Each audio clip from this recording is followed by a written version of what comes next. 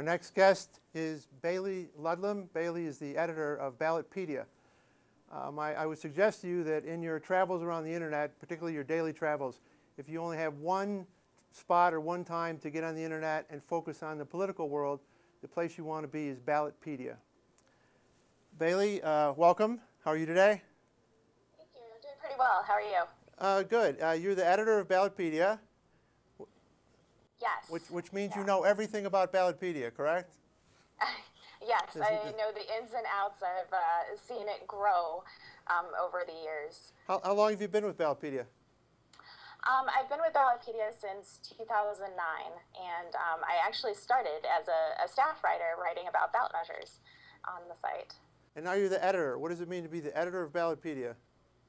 Oh, well, it certainly means launching new areas of coverage, looking for new ideas, and just new opportunities for us to expand and cover politics and elections in the United States. Well, I already told the viewers that this is an amazing site. One of the things I like about the site is when you go there, it says an interactive almanac of U.S. politics. I love that word almanac. What does it mean for Ballotpedia to be an interactive almanac?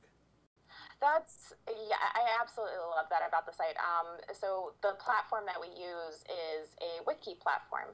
A lot of people are familiar with Wikipedia. It's pretty similar to that in the sense that readers can sign up on the site and they can start adding content immediately. It's very easy. You register, you get your username, and you can start adding content anywhere on the website.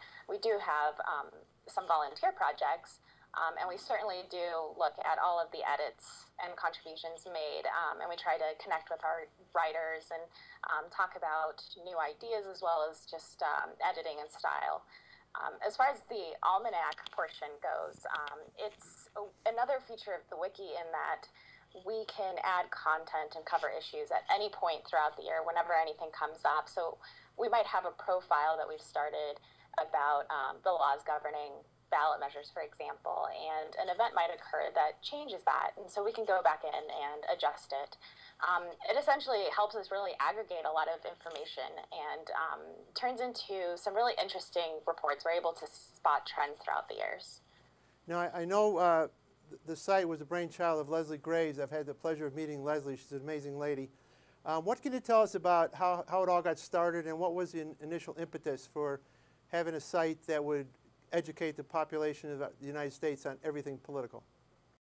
So it started off from, I mentioned ballot measures, and that's actually where the name Ballotpedia came from, the ballot measures on the ballot. And the whole concept there was that we noticed that ballot measures were not being covered very well across the media. The ones that you hear about are the notable ones, the social ones, those hot topic issues such as legalizing marijuana across, in various different states.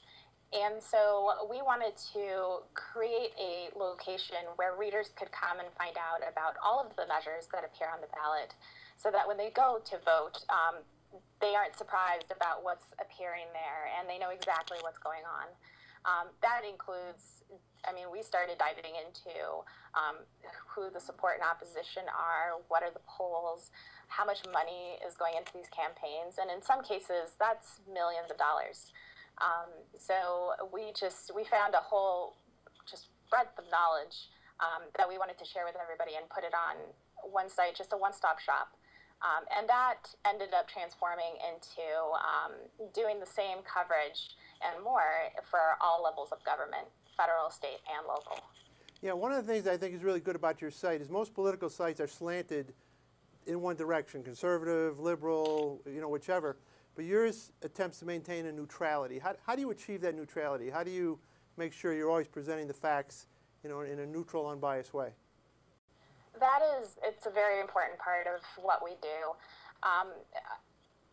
We are constantly, whenever we write a piece, if there's any questions or doubts or anything like that, we generally have a number of other writers or editors take a look at it, double check it for any bias at all. But our main focus is to make sure that we are being balanced or bringing both sides of the table to our readers.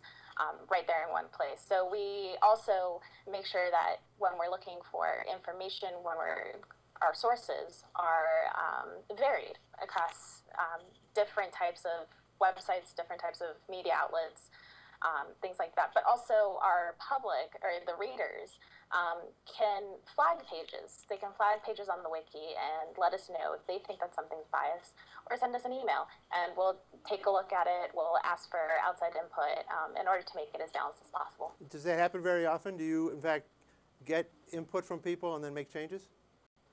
We do get a number of emails. I think this year we got upwards of 600 emails from readers asking for either additional links or more information. Some we've received candidate bios.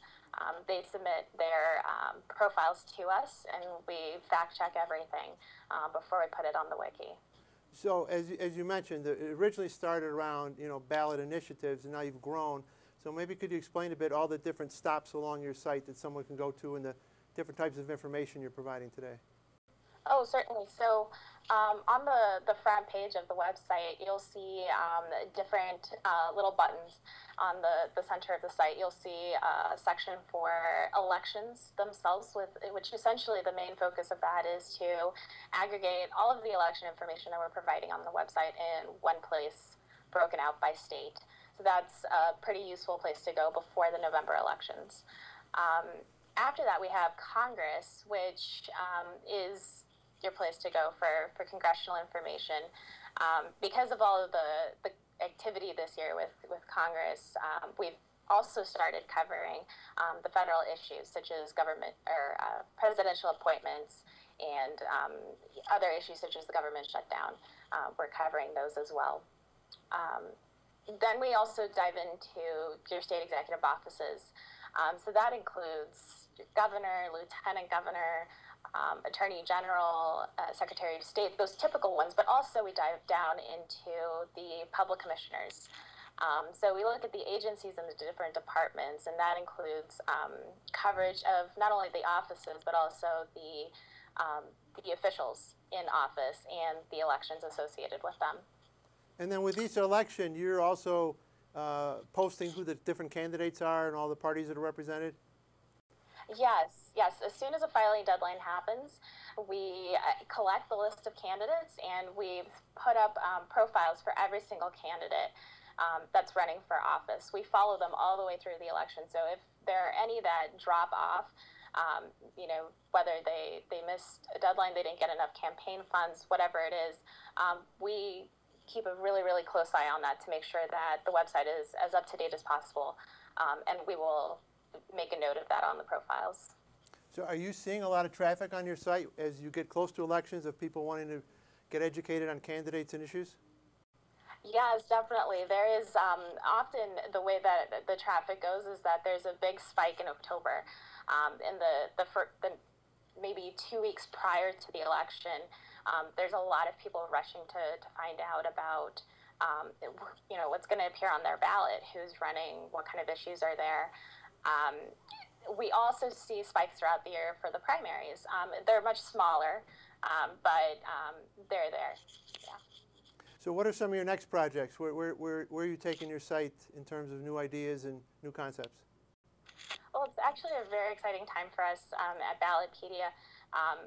Mostly we had a lot of coverage in terms of federal, state, and state level items. One area that we're diving into more so is the local government. And so this year we launched a new project. It's a school board elections project, which covers the top 1,000 school districts by population. And so we have profiles on all of those districts. We're covering all of those elections every year, and we're keeping track of that. So that joins our local ballot measure coverage in terms of that area. But also, I mentioned earlier that we started covering federal issues in our Congress project. So that's another area that we're trying to provide better coverage for our readers and just stay on top of. Well, I know Tip O'Neill used to say all politics is local. So I think the fact that you're drilling down to these Board of Education elections is very important. And I know for a lot of people that run for office, it's pretty much their training ground. They get started at the local Board of Election, and then they work their way up through the political system. Yeah, definitely. That's actually something that we're looking at is because of the nature of the wiki and because we are able to just look at all these candidate lists and even just follow officials' career history, we're able to see them jump from position to position and kind of follow that their growth and their just careers over time. So when you go on the site, and again, there's a little video of Leslie Graves, she's talking about the site. She says there's 507,000 elected officials in the United States. That's a staggering figure. Do you cover all of them or most of them?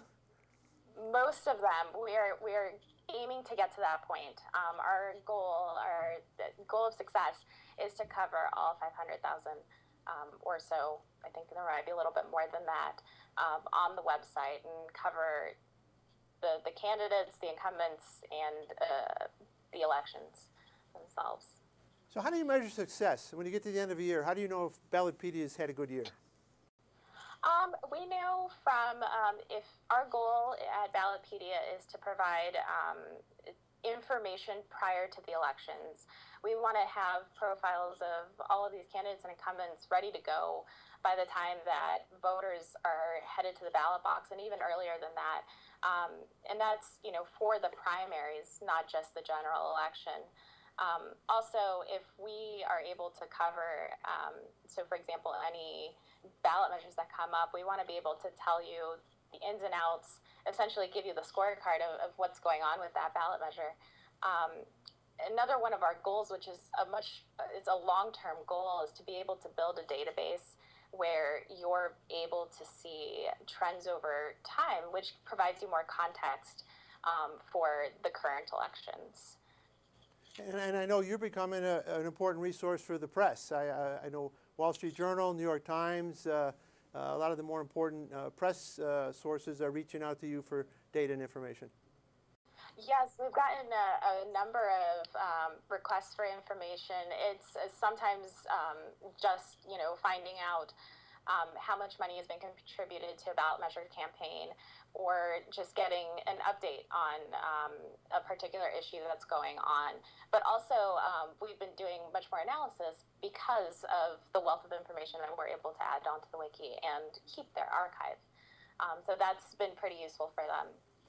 So Bailey, in our remaining time, what I'd like you to do is, can you maybe explain in your own words, if I'm a brand new user, I haven't been on Ballotpedia before, how do we find you? Once we get there, what's the best way to experience Ballotpedia? And particularly, how do we then move to that next level, at the wiki level, where we start communicating with you and helping you improve your product? Oh, sure. So what you want to do is you want to go to www.ballotpedia.org. There are a number of avenues that you can take once you're there. The ones that I suggest are to head to, once you're on the front page, you'll see a big map of the United States. Click on your state, and it will take you to a portal where you'll see everything that we have about that particular state. So we'll show you Congress, state executives, state legislatures, ballot measures associated with that state. And there are links in there not just for the current information, so a current election, but there's also some other links to the laws to run for office, the laws related to ballot measures. So that's probably the best place to start. And I definitely recommend, just clicking around and jumping from place to place. All of our pages have links that are kind of like breadcrumbs that take you to another piece of the puzzle. Another method that you can also take if you're more focused on just one particular area of government is from our front page, click on one of the side buttons for that particular area of government. So it might be state legislatures or Congress. You can also navigate the website through that way. As far as participating in the wiki, we're definitely looking for volunteers. If you're interested in volunteering to add it, you can email us at editor@ballotpedia.org. If you're just interested in sharing an idea, that's fine too, and we definitely welcome that. We try to respond within 24 hours. And that's that same address, editor@ballotpedia.org. And of course, if you're just interested in kind of, keeping track of what's going on with the website or what is coming up in terms of political news, what just happened this week, we send out weekly email newsletters. And you can sign up by either visiting lucyburns.org or emailing us at editor@ballotpedia.org, and we'll get you signed up right away. Well, Bailey, I have to tell you, you are a great ambassador for Ballotpedia. I've enjoyed the chance to chat with you today. And as I mentioned before, if you have any interest in politics, this is the one place you need to go to start your investigation. It may lead you in other directions, but checking Ballotpedia on some type of regular basis, particularly, as Bailey said, when we get close to the elections, this is going to be the best source that I'm aware of to keep you informed about the world of politics. Thanks again, Bailey. Thank you.